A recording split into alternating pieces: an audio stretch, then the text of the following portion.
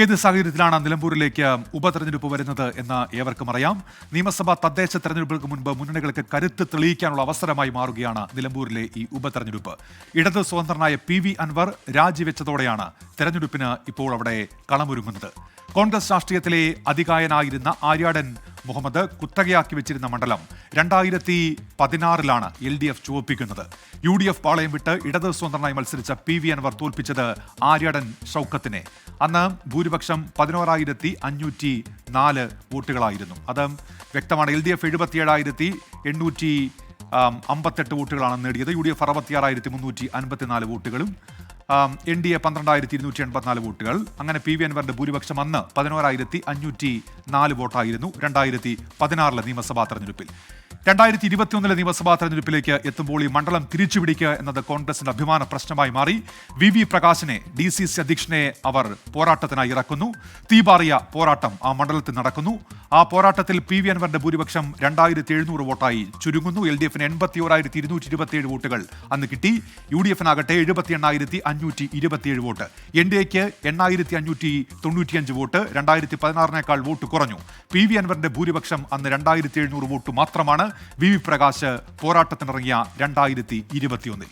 ഇനി 2024 ലോക്സഭാ തെരഞ്ഞെടുപ്പിലും പിന്നീട് നടന്ന ഉപതെരഞ്ഞെടുപ്പുകളിലും നിലമ്പൂരിലെ വോട്ടർമാർ UDFനെ കൈയയച്ച് സഹായിച്ചു എന്ന കണക്കുകൾ വ്യക്തമാക്കുന്നുണ്ട്.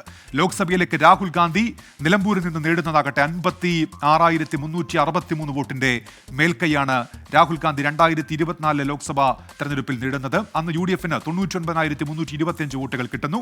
LDFന് 42,962 വോട്ട്. NDAക്കാകട്ടെ 17,520 വോട്ട്. അങ്ങനെ UDFന് ആ മണ്ഡലത്തിലെ മേൽക്കൈ എന്ന് പറയുന്ന 56,363 വോട്ടുകളായിരുന്നു. അതിനുശേഷം പ്രിയങ്ക ഗാന്ധി പിന്നീട് ആ മണ്ഡലത്തിലേക്ക് മത്സരിക്കാൻ ഇറങ്ങുന്ന സമയത്തേക്ക് ഈ മേൽക്കൈ എന്ന് പറയുന്നത് വോട്ടുകളുടെ കൂടുതൽ ആ മണ്ഡലത്തിൽ പ്രകടമാകുന്നുണ്ട്. 65,132 വോട്ടുകളുടെ മേൽക്കൈ ആ മണ്ഡലത്തിൽ നേടാൻ അന്ന് പ്രിയങ്ക ഗാന്ധിക്ക് UDFന് കഴിയുന്നുണ്ട്. UDFന് അന്ന് 95,043 വോട്ടുകളാണ് കിട്ടിയത്. LDFനാകട്ടെ 29,911 വോട്ടും.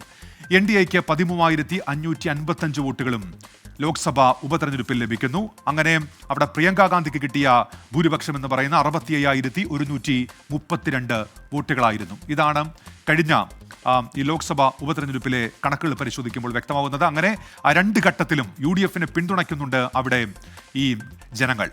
നിലമ്പൂർ നഗരസഭ, അതോടൊപ്പം തന്നെ എടക്കര, മൂത്തേടം, കരുളായി, വഴിക്കടവ്, പോത്തുകല്ല്, അമരമ്പലം, ചുങ്കത്തറ എന്നിങ്ങനെ 7 പഞ്ചായത്ത്, അതോടൊപ്പം തന്നെ നിലമ്പൂർ നഗരസഭ, ഇതെല്ലാം കൂടിച്ചേർന്നതാണ് ഈ നിലമ്പൂർ നിയമസഭാ മണ്ഡലം എന്ന് പറയുന്നത്.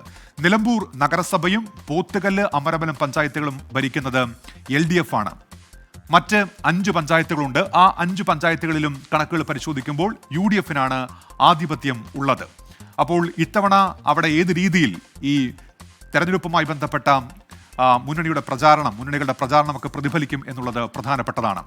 2021 രണ്ടാം പിണറായി വിജയൻ സർക്കാർ അധികാരമേറ്റ ശേഷം 5ാമത്തെ ഉപതെരഞ്ഞെടുപ്പിനാണ് ഇപ്പോൾ അരങ്ങൊരുങ്ങുന്നത്. നമ്മുടെ മുൻപിലുണ്ട് തൃക്കാക്കര, പുതുപ്പള്ളിയുണ്ട്, പാലക്കാടുണ്ട്. അവിടെയൊക്കെ UDF വിജയം ആവർത്തിക്കുന്നതാണ് നമ്മൾ കണ്ടത്. ചേലക്കരയാകട്ടെ പക്ഷേ LDF കോട്ടയായി തന്നെ ഇപ്പോഴും നിലനിൽക്കുന്നു. അവിടെ വലിയ വിജയം LDFന് കഴിഞ്ഞ തെരഞ്ഞെടുപ്പിൽ നേടാൻ കഴിഞ്ഞു, ഉപതെരഞ്ഞെടുപ്പിൽ നേടാൻ കഴിഞ്ഞു. തൃക്കാക്കരയിലും പുതുപ്പള്ളിയിലും സിറ്റിംഗ് MLAമാരായിരുന്ന PT തോമസിന്റെയും ഒപ്പം ഉമ്മൻചാണ്ടിയുടെയും ഒക്കെ മരണത്തെ തുടർന്നാണ് ഉപതെരഞ്ഞെടുപ്പ് അന്ന് അവിടെ നടന്നത് എന്നതും ഏവരും ഓർക്കുമല്ലോ. അപ്പോൾ ഇതാണ് നിലവിൽ അവിടുത്തെ ഒരു മണ്ഡലത്തിലെ സാഹചര്യം എന്ന് പറയുന്നത്.